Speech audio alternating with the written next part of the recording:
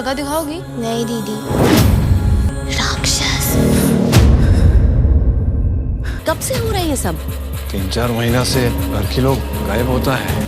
सदियों से नन्ही बेटियों का रक्त पीकर भी भूखा है वो जंगल। चंद्रपुर का श्राप मिटाने के लिए आप मेरी बेटी की बलि चढ़ाना चाहते हैं? पिछले साल अजय देवगन फिल्म्स के अंडर में शैतान नाम की एक फिल्म आई थी जिसमें अजय देवगन ने खुद एक्टिंग की थी। उस फिल्म में आर माधवन मुख्य विलेन थे और उस फिल्म को काफी पसंद किया गया था।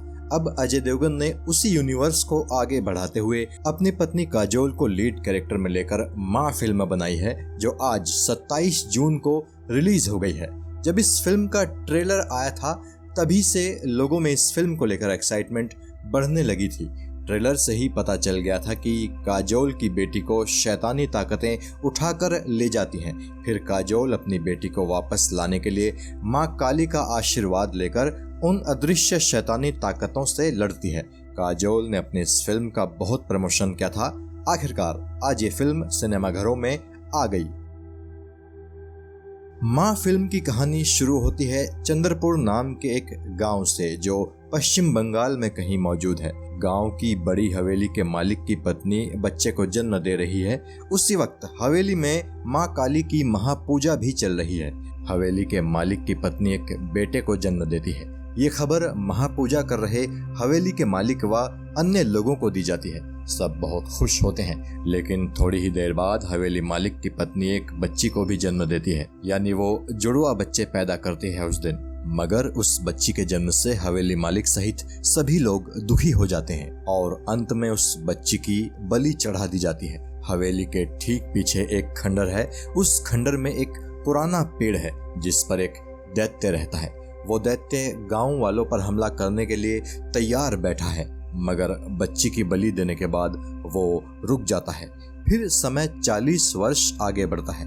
40 वर्ष पहले जो लड़का पैदा हुआ था वो अब जवान हो गया है। उसका नाम है शुभांकर। शुभांकर का किरदार एक्टर इंद्रनील सेन गुप्ता ने निभाया है। शुभांकर की शादी हो चुकी है। उसकी पत्नी का नाम है अंबिका। ये किरदार काजोल ने निभाया है। शुभांकर और अंबिका की एक बेटी है जिसका नाम श्वेता है। श्वेता की उम्र 12 साल हो चुकी है। श्वेता का किरदार खेरिन शर्मा ने निभाया है। शुभांकर अपनी पत्नी व बेटी के साथ कोलकाता में रहता है। शुभांकर ने अपना गांव चंद्रपुर छोड़ दिया है और चंद्रपुर में रहने वाले अपने परिवार से उसने ये बात भी छिपा कर रखी है कि वो एक बेटी का पिता है। शुभांकर की बेटी श्वेता ने कभी अपना पैतृक गांव चंद्रपुर नहीं देखा है। क्यों नहीं देखा है ये जानकारी मिलेगी आपको फिल्म देखने के बाद। कहानी एक खतरनाक मोड़ तब लेती है जब अंबिका व श्वेता एक दिन चंद्रपुर गांव पहुंच जाते हैं। चंद्रपुर में श्वेता को वो पेड़ वाला दैत्य उठाकर ले जाता है।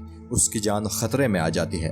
तब उसकी मां अंबिका अपनी जान की बाजी लगाकर उसे बचाने का फैसला करती है। अंबिका को पता चलता है कि अगर ये दैत्य मरेगा तो सिर्फ मां काली के आशीर्वाद से ही मरेगा, यानी अंबिका को मां काली का आशीर्वाद व शक्ति की जरूरत है। तो अंबिका मां काली की शक्तियों को कैसे जगाएगी? कैसे अंबिका अपनी बेटी की जान बचाएगी? ये फिल्म देखकर जानने वाली बात है। शैतान यूनिवर्स में बनी माँ एक कमजोर फिल्म है। कुछ कमियां होने के बावजूद शैतान एक बढ़िया फिल्म थी। एक नए तरह की हॉरर कहानी शैतान फिल्म में दर्शकों को देखने को मिली थी। उस फिल्म में अजय देवगन, आर माधवन, ज्योतिका व जानकी बोडीवाल जैसे दिग्गज एक्ट्रेस थे, लेकिन माँ फिल्म को काजोल अकेले ही अपने कंधों पर ढो रही हैं। इंद्रनील सेन गुप्ता बहुत अच्छे एक्टर हैं, लेकिन इस फिल्म में उनका किरदार बहुत छोटा है। मगर फिल्म की सबसे बड़ी कमजोरी है इसकी कहानी व स्क्रीन प्ले। माँ को डायरेक्ट किया है विशाल फुरिया ने, लेकिन शैतान यूनिवर्स को सही से आगे बढ़ाने में विशाल फुरिया नाकाम रहे हैं। फिल्म का फर्स्ट हाफ बहुत स्लो है, हालांकि बीच बीच में कहानी में ऐसे टर्न्स एंड ट्विस्ट आते रहते हैं जो आपको सिनेमा घर छोड़कर जाने से रोके रखते हैं। सेकेंड हाफ में ये फिल्म थोड़ी स्पीड पकड़ती है। सेकेंड हाफ में कहानी परत दर परत खुलती चली जाती है।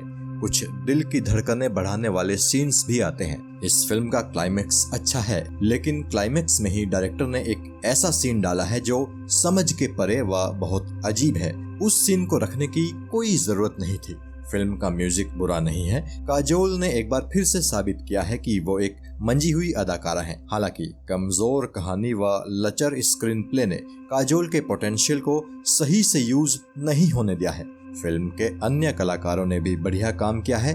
रोनित रॉय अपने किरदार में बहुत जमे हैं। उन्हें कहानी का छुपा रुस्तम बताया जा रहा है, लेकिन ये भी कहा जा रहा है कि उनका किरदार बहुत हद तक प्रिडिक्टेबल है। काजोल की बेटी के किरदार में दिखी खेरिन शर्मा को जितना काम मिला है उन्होंने अच्छे से अंजाम दिया है, लेकिन जैसी आवाज में वो अपने डायलॉग्स बोलती हैं वो कईयों को इरिटेटिंग और कानों में चुभता हुआ सा लग सकता है।